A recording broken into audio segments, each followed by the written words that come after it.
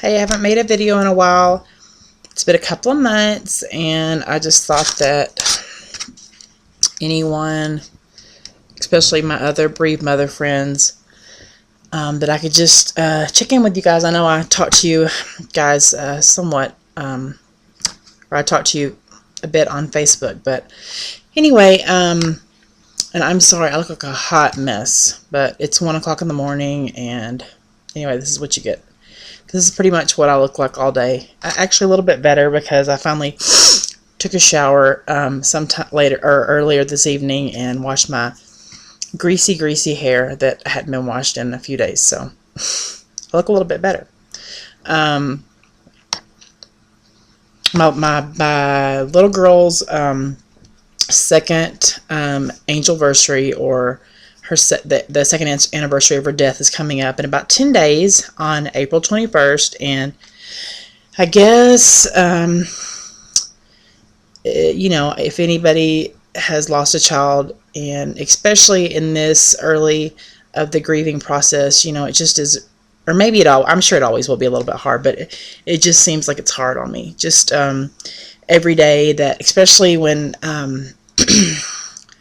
as soon as April 1st came, I start thinking like, oh, she only had 20 days left 2 years ago on this earth. And on April 2nd, I think she only had 19 days left. She only had 18 days left. So it's almost like the closer that the 21st gets, it's almost like, I don't know, my anxiety builds, and I don't know, it's almost like I'm reliving. I don't know, I'm not really reliving the death, because, the death was so unexpected. But my nails are nice, huh? I was trying on some different colors at Walmart the other day. So, all different colors, and I need to take it off. But, I don't know, I can't explain it. It's almost like I don't know, I just have so much anxiety, and, one of my kids just got up to use the restroom. I have so much anxiety every day. I just think, she, if I would have known 2 years ago, she only had, 10 days left today, or 9 days, 8 days, 7 days. And I can't explain it, but I'm like anxiety ridden. So, today was kind of a hard day. When my husband left for work, he commented, I hate to leave my kids with you, because I guess he thought I was just in a bad way. I looked kind of disheveled and hadn't taken a shower all day, was still in my pajamas, but yeah, but anyway, and some other news. Last week, our 10-month-old baby that we've had since we've lost Test, obviously, they were born 15 months apart, got really sick and was put in the hospital for RSV. So, I don't know, it's just been kind of a crazy, little bit of a stressful month, because April just seems to be the hardest month for me. But yeah, he was in the hospital, and I guess I knew the entire time that, I knew in my mind that it was very unlikely for him to, that he would die, because he was in the hospital, he was being monitored, But I asked my mother, and I asked the doctor on one occasion, if he's not just going to stop breathing for some reason, because he was having a hard time breathing. It was on oxygen for about 4 days. And so I'm like, he's not going to just stop breathing in his sleep. Like, if he got really bad and, eventually died, there would be like a progression. There would be, and I guess I just had this fear that, I'm not going to be prepared, and the wool is going to be pulled out from under me again. And so I called my mom one day and was really, really, really aggressive with her, and said, you need to tell me now, could he die? I need to be prepared. Someone needs to be prepared. I'm going to be really pissed if, he's up there, he's sick, and someone didn't tell me that was a possibility. And she's like, no, he's at the hospital, they're monitoring him.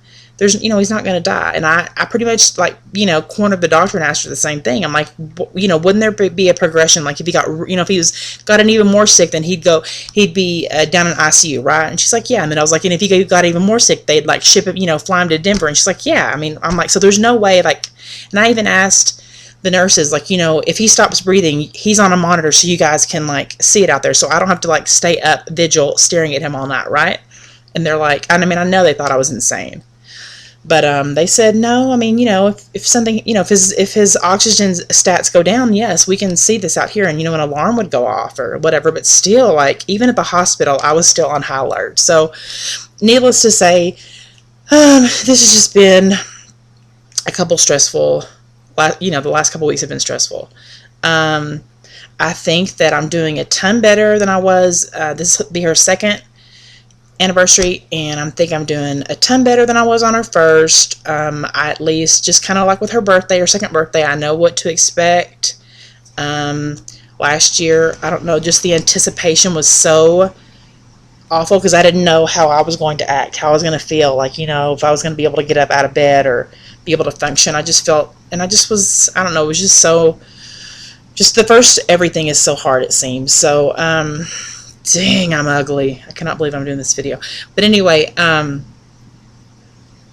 what else have I been thinking about lately? So that's kind of been going on in our house.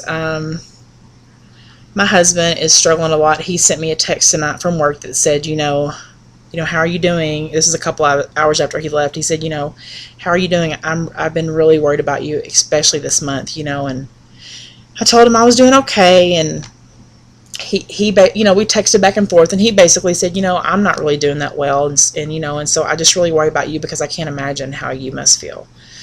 And even though it's just so sad, it makes, I don't know, it's just comforting to know that regardless of any problems that we might have, and we have problems, our marriage, I think, has been greatly affected by this. I think, when two people are broken, when they're heartbroken, it's hard to know how to be there for one another. And at times we're not very good at it. And when we are stressed out, we love each other, but when we're stressed, I think that our interactions sometimes can be a bit dysfunctional. We lash out at each other, but it felt so comforting tonight to know, just for him to, tell me that he was there for me and that, he was worried about me. And I don't know, it was just nice, to know that it's nice to know that somebody loved her as much as I did and knows exactly, maybe not exactly how I feel, but knows, I mean, he's the closest person on this earth that could, just, feels the same way about her that I do and misses her as much. So, I feel like, people think that 2 years is a reasonable amount of time to maybe not be over it, but, just a reasonable amount of time for us to have moved on somewhat. And I feel like that I've done, and I don't know what anybody else thinks, but I feel like I've done a good job at times.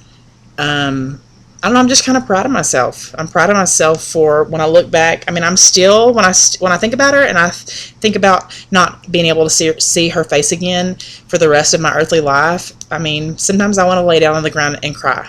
But I get up every day, I take care of my kids, I take care of my family. I'm trying to cultivate friendships and relationships. I try to keep a sense of humor. I take my kids, or try to take them to church every Sunday, and I'm trying to do what's right. I'm trying to live like a good life and teach my kids to be good people, and I'm trying to be a good person. Does that mean that, I don't miss my daughter every second of every day? No, it does not. I do. That's where I am right now. But people that judge me and judge the way that I've grieved, because I mean, over the last 2 years, I've gotten that somewhat, and think that, I shouldn't be still as sad. Not usually. All these people have never even come close to losing a child, or even come close to experiencing anything like this. And a lot of times I just want to tell them, I want you to be in my shoes for a day, and I want to see how you handle it, because it's not pretty. It's not easy to handle. It's not something that, pick one of your children and watch them die, and imagine not ever being able to see them, hug them, kiss them. I mean, even see their face ever again for the rest of your mortal life. That's hard. I mean, it's just hard to swallow, regardless of your beliefs. If you think they're in heaven, I do believe she's in heaven. I know she's with my Heavenly Father. I know that she's in a wonderful place. I believe that she was too good for this world. I do believe all those things. I know that in my brain, but my heart as a mother just isn't there yet. My heart wants her here with me, and I miss her. So hopefully